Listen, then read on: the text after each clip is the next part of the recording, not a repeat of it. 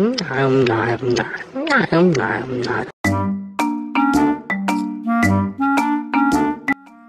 ఒక డౌట్.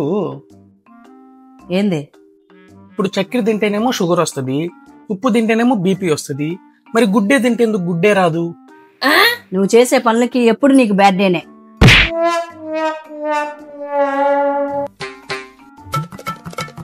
సరే ఇవన్నీ దేనికిలేగానే నీకు ఒక కథ చెప్తా, దాని ద్వారా నీకేం అర్థమైందో నాకు చెప్పు. చెప్పు. ఒక పెద్ద రాజ్యం, ఆ రాజ్యానికి ఒక రాజు. ఆయనకి ఎన్ని సంవత్సరాలైనా పిల్లలు పుట్టరు. పుట్టక ఆయనకు ఒక్కసారిగా 2 పిల్లలు పుడతారు. పెద్దోడి పేరేమో రాము అని పెట్టాడు, చిన్నోడి పేరేమో సోము అని పెట్టాడు. ఏమ్మా ఇంట్లో ఏం పని లేదా?